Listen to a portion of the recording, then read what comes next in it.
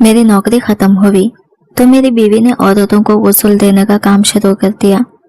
वो जिस औरत को भी गुस्ल देती इसकी खबर से खुशबू आने लगती। सब लोग मेरी बीवी की बहुत इज्जत करते, मगर मैं जब भी सोता रात को मुझे ख्वाब में एक बुजुर्ग आकर कहते अपनी बीवी को तलाक दे। मैं कुछ समझ ना पाता। कुछ दिन बाद मेरी माँ फौत हो गई। बीवी ने इन्हें गुस्ल दिया, मगर जब मैं माँ को खबर में उतारने लगा तो वहां से अजीब सी बदबू आने लगी। बदबू से मेरा दम घुटने लगा था। अचानक माँ के चेहरे से कफन हटाया तो मेरे होश उड़ गए, क्योंकि मैं अपनी माँ की मैयत को खबर में उतार रहा था। मेरे हाथ बुरी तरह कांप रहे थे और आंखों से आंसू थमने का नाम नहीं ले रहे थे। दिल बोझल था और सांस लेना मुश्किल हो रहा था। अचानक खबर के अंदर से उठने वाली खुशबू एक लम्हे में ऐसी अजीबोगरीब बदबू में बदल गई कि मेरा दम घुटने लगा। वो बदबू आम नहीं थी, जैसे किसी ने सीने पर बोझ रख दिया हो। ये कैसे मुमकिन था? मेरी माँ को तो मेरी बीवी अलीना ने गुस्ल दिया था। वो खुद 5 वक्त की नमाजी थी, पाकीज़ा औरत, जिस मैयत को भी वो गुस्ल देती। लोग कहते थे कि खबर से खुशबू आती है, फिर आज मेरी माँ की खबर से ये बदबू क्यों उड़ रही थी? इससे पहले कि लोग कोई उल्टी सीधी बातें करना शुरू करते, मैंने जल्दी जल्दी माँ को खबर में लिटाया और मिट्टी डालने लगा। दिल चाह रहा था कि बस ये मरहला जल्द खत्म हो जाए, मगर इसी इजलत में अचानक मेरी नजर माँ के चेहरे पर पड़ी। कफन जरा सा सरक गया था और फिर जो मैंने देखा इसने मेरी रूह तक को हिला दिया।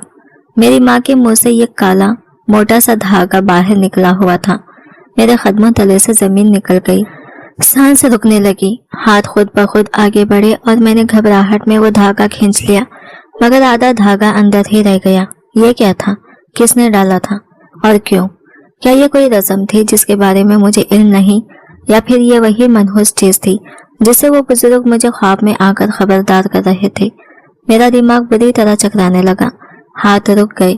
मैंने मिट्टी डालना बंद कर दी। इसी लम्हे मेरे वालिद आमिर गुस्से से बोले, ये क्या हरकत है? पागल हो गए हो? अभी तुम्हारी अम्मी की तदफीन होनी है। मेरे चिच्चा ने और भी सख्त लहजे में कहा, यह मैयत की बेहुरमती है, तुम्हारा दिमाग खराब हो गया है। यहाँ मैंने कांपती हुई आवाज में कहा, चाचा आप नहीं समझेंगे, मैयत को सही तरीके से गुस्ल नहीं दिया गया। ये अल्फाज मेरे मुंह से कैसे निकले मुझे खुद नहीं मालूम, मगर इस लम्हे मुझे यही बात सबसे मुनासिब बहाना लगी। मैंने हिम्मत करके दोबारा कहा, मैं चाहता हूँ कि अम्मी को दोबारा गुस्ल दिया जाए। लोगों के दरमियान चेमुकियां शुरू हो गई। ये कैसी बातें कर रहा है? अलीना से बेहतर गुस्ल कौन दे सकता है? बेचारा, माँ के सदमे में इसका दिमाग हिल गया है। मगर मैंने किसी की बात ना सुनी।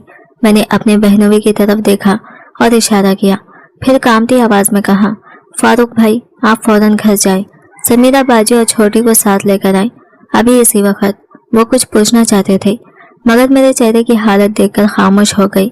मेरी हालत देखकर वो बगैर कुछ कहे खामोशी से वहां से चले गए। मैं खुद को बामुश्किल संभाले हुए था। फिर मैंने कब्रिस्तान के मौलवी साहब के पास जाकर लरजती हुई आवाज में गुजारिश की कि वो मुझे मैयत रखने के लिए साथ वाला छोटा कमरा आर्जी तौर पर इस्तेमाल करने की इजाजत दे दें। मेरी जिद, बेचैनी और बिगड़ती हुई हालत देखकर मौलवी साहब ने एक लम्हे तौक़ुफ़ किया, फिर आहिस्ता से अज़बात में सर हिला दिया। शायद वो भी समझ गए थे कि मामला आम नहीं है। हमने अम्मी की मैयत को दोबारा खबर से निकाला। वो मंजर मेरे लिए नाकाबिले बर्दाश्त था, मगर मुझे अपने कदम मजबूत रखने थे। खामोशी से मैयत को इस कमरे में ले जाया गया, जहाँ फिजा मजीद भारी हो गई थी। मेरे इस फैसले पर मेरे वालिद और चिच्चा दोनों सख्त नाराज थे। इनकी आंखों में गुस्सा और बेबसी साफ झलक रही थी, मगर मेरी आंखों में बसी वहशत और खौफ ने इन्हें मजीद कुछ कहने से रोक दिया।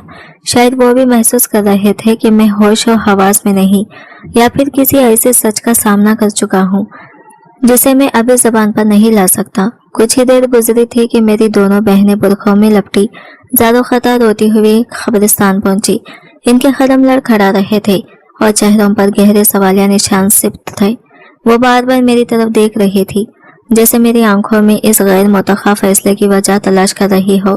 कब्रिस्तान की खामोशी फिजा इनकी सुसुकियों की आवाज से और ज्यादा खौफनाक महसूस होने लगी। मैं इन्हें और अम्मी की मैयत को इस कमरे में ले आया और अंदर से दरवाजे की कुंडी लगा दी। कमरे की फिजा बोझल हो चुकी थी, जैसे दीवारें भी हमारे राज सुन रही हो। इसी लम्हे समीरा बाजी फूट फूट कर रोते हुए बोली, भाई ये सब क्या हो रहा है? आपने अम्मी की तदफीन क्यों रुकवाई? लोग क्या कहेंगे? मैंने इनकी बात का कोई जवाब नहीं दिया। मेरे हाथ बुरी तरह कांप रहे थे। खामोशी से मैंने आगे बढ़कर अम्मी के चेहरे से कफन हटाया। वही काला धागा अब भी वही था, बिल्कुल अपनी जगह। ये क्या है? मेरी छोटी बहन सादिया खौफ से पीछे हटते हुए बोली। इसकी आवाज लरज रही थी और आंखें फैली हुई थी। मैंने गहरा सांस लिया और कहा, मैं भी यही जानना चाहता हूँ।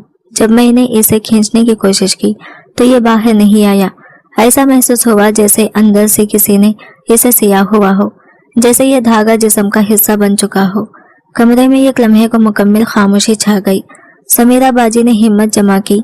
वो हम सब में हमेशा से ज्यादा दले रही थी। उन्होंने आगे बढ़कर इस धागे को गौर से देखा, फिर आहिस्ता आहिस्ता मेरी तरफ नजरें उठाई। इनकी आंखों में वो खौफ था जो अल्फाज में बयान नहीं हो सकता ही।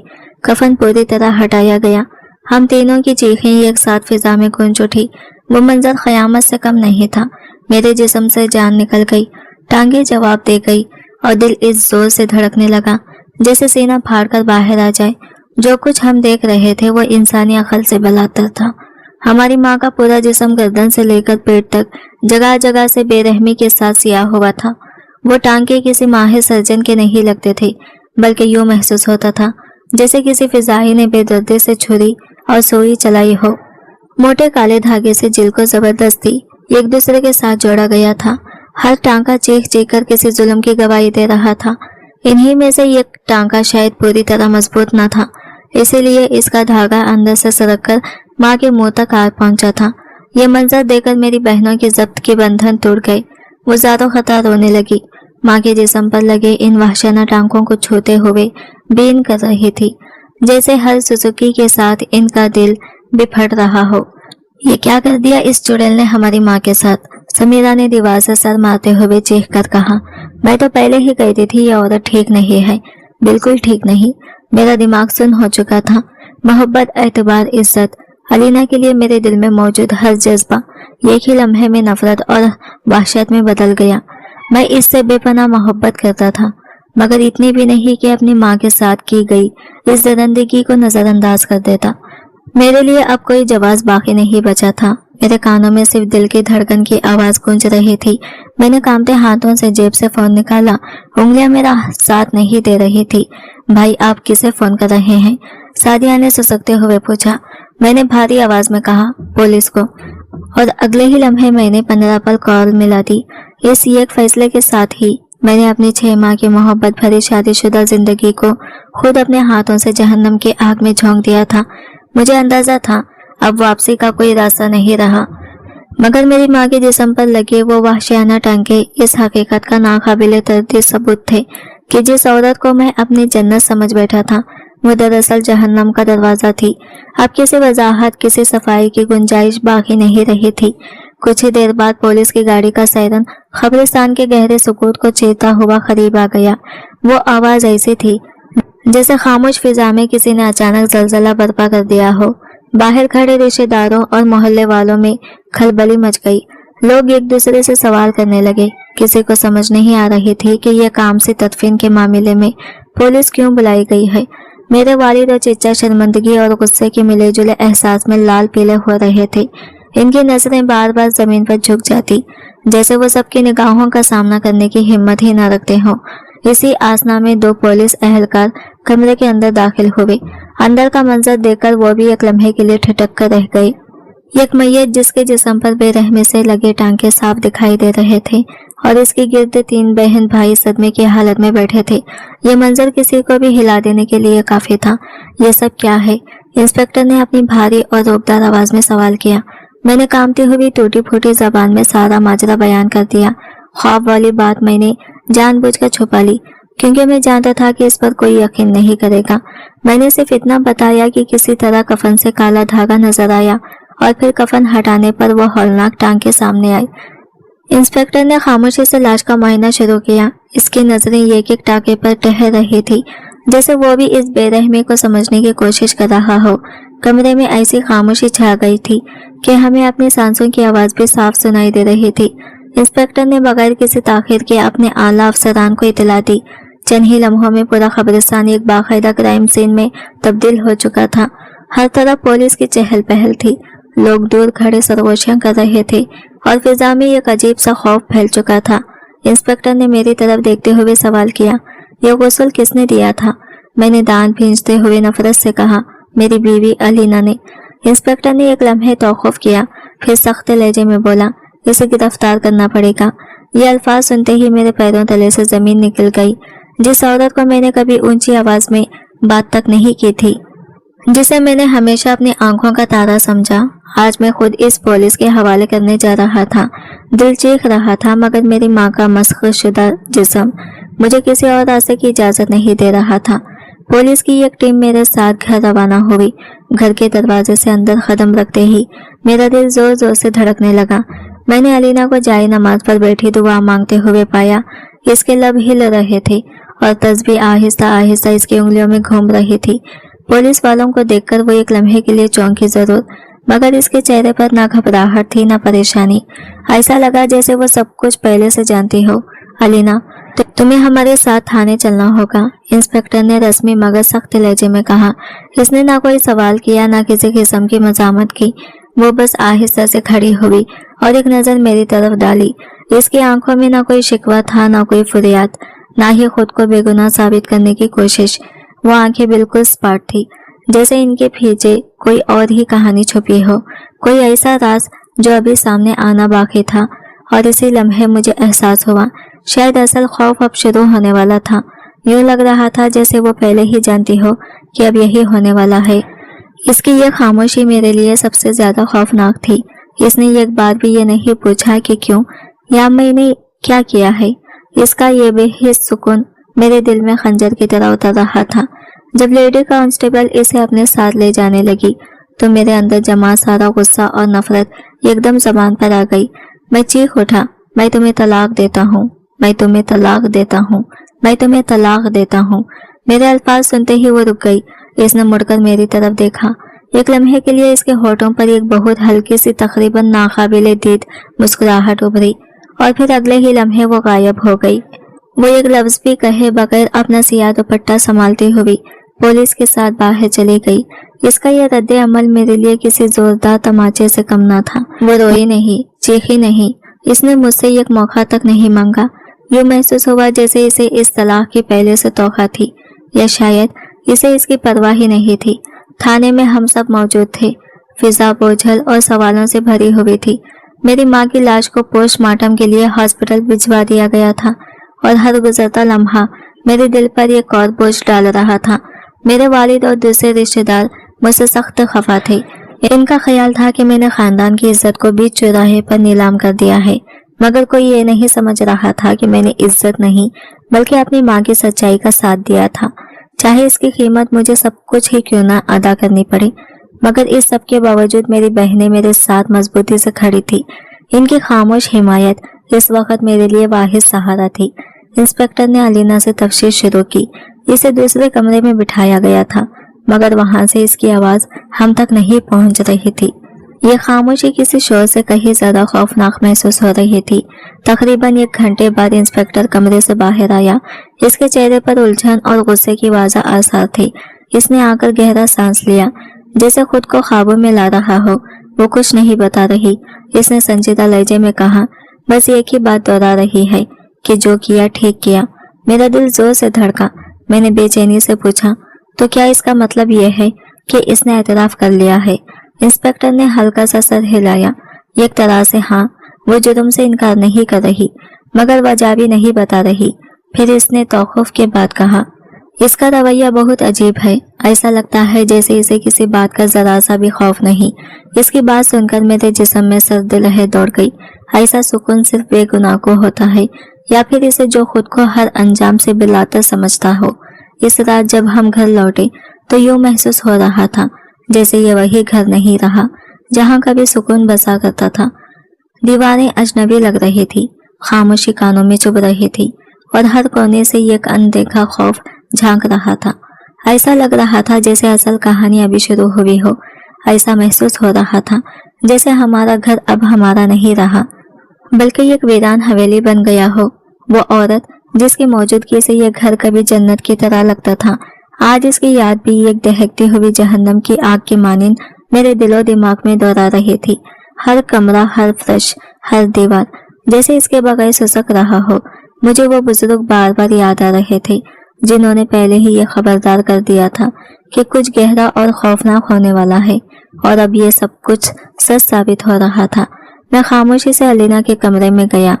ہر چیز اپنی جگہ پر سلیقے سے رکھی ہوئی تھی، کتابیں، کپڑے، جائے نماز، ہر شے میں نیکی اور پاسائی کی خوشبو رچی بسی تھی جو اس کے ہونے کی یاد دلا رہی تھی، مگر یہ خوشبو جو کبھی سکون دیتی تھی آج دل میں مزید خلش پیدا کر رہی تھی۔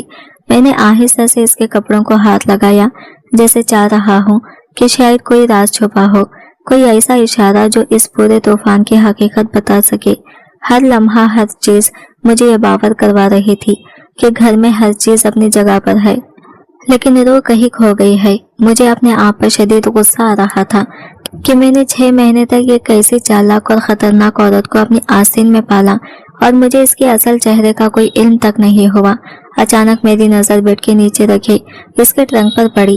یہ وہی تھی جو اس نے جہیز میں لائی تھی، اور میں نے کبھی اسے کھول کر نہیں دیکھا تھا۔ دل زور زور سے دھڑکنے لگا۔ میں نے اسے باہر کھینچا۔ اس پر ایک چھوٹا سا تالا لگا ہوا تھا۔ ہاتھ کانپ رہے تھے، مگر میں نے الماری کی ہتھوڑی اٹھائی اور ایک ہی وار میں تالا توڑ دیا۔ دل کی دھڑکن جیسے رک گئی۔ جب ڈھکن اٹھایا تو اندر دیکھ کر میرا دم گھٹ گیا۔ کپڑوں کے بجائے وہ کچھ اور تھا، وحشت کا سامان، جیسے کسی خبیث منصوبے کا حصہ ہو۔ سرجری کے آلات، جعلی شناختی کارڈ اور ایک پرانی سی ڈائری اس میں رکھی ہوئی تھی۔ میرا دل کسی انہونی غیر متوقع خوف سے بیٹھ گیا۔ ہاتھ خود بخود پیچھے ہٹ گئے، مگر آنکھیں ہر چیز کو ضبط کے ساتھ دیکھ رہی تھی۔ یہ لمحہ ایسا تھا کہ جیسے ہر سانس میں خوف کی سیاہی گھل رہی ہو، اور میں جان رہا تھا کہ اب حقیقت کی تہ کھلنے والی ہے۔ میں نے کانپتے ہوئے ہاتھوں سے ڈائری اٹھائی۔ جیسے ہی میں نے پہلا صفحہ کھولا، میرے حلق میں کانٹے چبھنے لگے اور دل کی دھڑکن رکنے کو ہوئی۔ صفحے پر جلی حروف میں لکھا تھا، شکاروں کا حساب۔ اس کے پیچھے تاریخوں کے ساتھ عورتوں کے ناموں کی ایک تفصیل سی فہرست درج تھی۔ پہلا نام تقریباً 1 سال پرانا تھا، اور آخری نام میری ماں کا تھا۔ ہر نام کے آگے شہر کا نام لکھا ہوا تھا، اور اس کے آخر میں ایک مختصر سا نوٹ بھی شامل تھا، سامان وصول پایا۔ میرے خون میں وہی گرمی جیسے جم گئی ہو۔ یہ کیا تھا؟ کیا مطلب تھا اس سامان کا؟ اور یہ باقی عورتیں کون تھی؟ کیا علینا نے واقعی ان سب کے ساتھ بھی یہی کیا تھا؟ میرے دل میں خوف اور نفرت کے طوفان اٹھ رہے تھے، مگر آگے سوچنے کی ہمت نہیں ہو رہی تھی۔ میری ماں اس فراست میں آخری شکار تھی۔ یہ کوئی ایک قتل یا محض ایک بے حرمتی کا واقعہ نہیں تھا، یہ ایک تسلسل تھا، ایک منظم اور خوفناک سلسلہ جو شاید سالوں سے چل رہا تھا، اور جس کا اہتمام میری ماں پر ہوا۔ ہر صفحہ پڑھتے ہوئے یہ احساس پڑ رہا تھا کہ یہ ڈائری محض ایک ریکارڈ نہیں، بلکہ یہ خوفناک منصوبے کا ثبوت تھی۔ میرے دل میں سوالات کی ایک لہر دوڑ رہی تھی، اور ہر جواب کے بغیر خوف مزید گھنا ہوتا جا رہا تھا۔ میرا ذہن غداری اور فریب کے اس احساس سے پھٹنے لگا۔ وہ عورت جسے میں ہمیشہ فرشتہ سمجھتا تھا، حقیقت میں موت کے سوداگر نکلی۔ اس کی راتوں کی عبادتیں، خدمت گزاری اور ہر چھوٹی بڑی نیکی، سب کچھ ایک بھیانک ڈرامہ تھا جس کا مقصد صرف شکار کو پھانسنا اور اپنی خواہشات پورا کرنا تھا۔ میں نے فوراً ڈائری اور باقی سامان ایک تھیلے میں رکھ دیا۔ یہ ثبوت مجھے فوراً انسپکٹر عظمت کے حوالے کرنا تھا۔ اب یہ معاملہ میری ذات سے نکل چکا تھا، اور اس سے پہلے کتنی معصوم جانیں ضائع ہو چکی ہیں، اس کا حساب کوئی نہیں رکھ رہا تھا۔ میں نے گاڑی کی چابی اٹھائی اور گھر کے مرکزی دروازے کی طرف بڑھا۔ اچانک گلی میں کسی چیز کی گرنے کی آواز سنائی دی۔ میں فوراً لائٹ بند کر کے پردے سے جھانکا۔ گلی میں نیم اندھیرا تھا، مگر میرے سامنے ایک سایہ دیوار کے ساتھ حرکت کر رہا تھا۔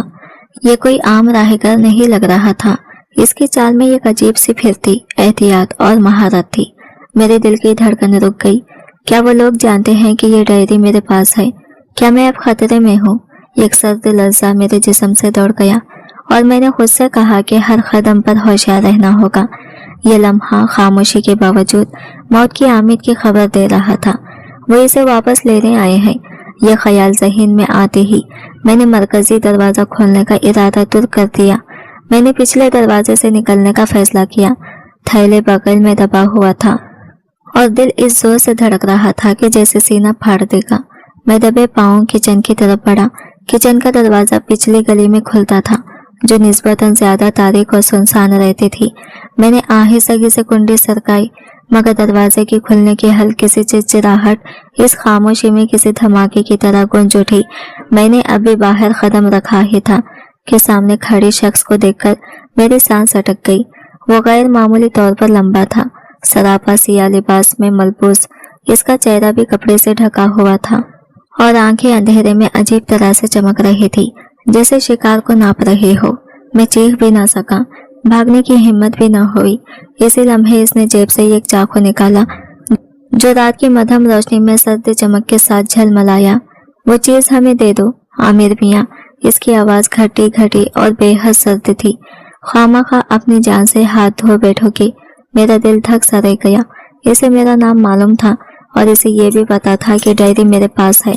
अब कोई शक बाकी नहीं रहा था। ये अलीना के लोग थे और वो इसे हर कीमत पर वापस लेने आए थे।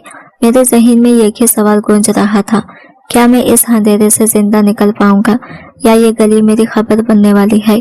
मेरे पास सोचने का कोई वक्त नहीं था। मैंने पूरी ताकत से थैला इसके मुंह पर दे मारा और उल्टी सिमत में भाग खड़ा हुआ। वो एक लम्हे के लिए लड़ खड़ा गया।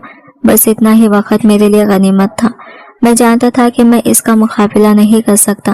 भागना ही मेरा वाहिद रास्ता था। मैं अंधी गलियों में दीवानावाद दौड़ रहा था।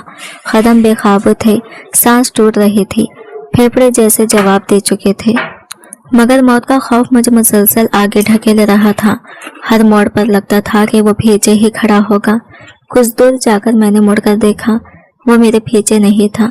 शायद वो ट्रंक के बाकी सामान में उलझ गया था या फिर अंधेरे ने मुझे इसकी नजरों से छुपा लिया था। मैंने एक दीवार का सहारा लिया और वही खड़ा होकर हाँफने लगा। पसीना ठंडा हो चुका था, मगर दिल अभी तक बेकाबू था। मेरे हाथ में पकड़ी डायरी अब कोई सबूत नहीं लग रही थी। वो मेरी मौत का परवाना बन चुका था। मैं अब सिर्फ एक मख्तूला का बेटा नहीं था। मैं एक ऐसे खतरनाक गिरोह के निशाने पर आ चुका था, जिसकी जड़ें मेरे सोच से कहीं ज्यादा गहरी और वसी थी। रात के पिछले पहर जब मैं थाने पहुंचा तो मेरी हालत काबिले दीद थी। कपड़े फटे हुए, सांस उखड़ी हुई और चेहरे पर वहशत साफ लिखी हुई थी। इंस्पेक्टर अजमत मुझे देखते ही अपनी कुर्सी से खड़ा हो गया। आमिर साहब, आप ठीक तो हैं? ये क्या हालत बना रखी है? मैंने कांपते हाथों से डायरी इसकी मेज पर रख दी। मेरी आवाज बामुश्किल निकली, इंस्पेक्टर साहब, ये सिर्फ मेरी माँ का मामला नहीं है। कमरे में ये गहरी खामोशी छा गई और मुझे यकीन हो गया कि अब ये केस एक काम तफ्तीश नहीं रहा, ये जंग बन चुकी थी। ये पूरा वाकया मैंने डायरी में तफसील के साथ दर्ज कर दिया। रात के हमले, हमलावर का साया, सब कुछ लिख दिया। इंस्पेक्टर अजमत ने जब डायरी को देखा तो इसके माथे पर भी पसीने की खतरे झलक गई।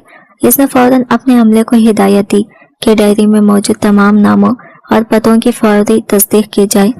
अगली सुबह तक पुलिस ने इब्तिदाई तफ्तीश मुकम्मल कर ली। डायरी में दर्ज तमाम नाम असली थे। ये सब औरतें थीं जो पिछले एक साल में पंजाब के मुख्तलिफ छोटे शहरों और कस्बों में फौत हो चुकी थी। हर मौत तभी करार दी गई थी और हर मामले में एक चीज मुश्तरक थी, एक निहायत नेक और पासा औरत आखिरी वक्त में आकर मैयत को वसूल देने की जिम्मेदारी संभाल ली और फिर कुछ दिन बाद खामोशी से इस इलाके से गायब हो जाती। हर जगह इसका हुलिया और किरदार बिल्कुल अलीना जैसा था, लेकिन नाम मुख्तलिफ थे। यह वाज़ा हो गया था कि यह कोई इत्तेफाक नहीं बल्कि एक मुंजिम नेटवर्क था। इंस्पेक्टर अजमत ने सर पकड़ लिया। ये औरतें क्या कर रही थी? इन लाशों के साथ इनका असल मकसद क्या था? वो खुद भी हैरत और खौफ से कांप रहा था। इसी दौरान मेरी माँ की इब्तिदाई पोस्टमार्टम रिपोर्ट भी आ गई। रिपोर्ट ने मामले को मजीद उलझा दिया। मौत की वजह दिल का दौरा करार दी गई थी, लेकिन तफ्तीशी टीम जानती थी कि यह सिर्फ एक पर्दा है, हकीकत कहीं और छुपी हुई है। हर लम्हा ये एहसास बढ़ रहा था कि नेटवर्क न सिर्फ खतरनाक था बल्कि वो ताकतवर भी था, जिसे आम कानून या पुलिस की हद तक काबू पाना मुमकिन नहीं था। लेकिन डॉक्टर की रिपोर्ट ने मामले को और पेचीदा कर दिया था। इसमें लिखा था कि मौत के बाद जिस्म के साथ बड़े पैमाने पर जराही की गई है। अंदरूनी आज़ा में गैर मामूली तब्दीलियां और टिश्यूज की गैर मौजूदगी पाई गई, جس کی نوید پوری طور پر سمجھ سے بلاتر تھی۔ یہ رپورٹ کسی نتیجے پر پہنچنے کے بجائے مزید سوالات اور شک پیدا کر رہی تھی۔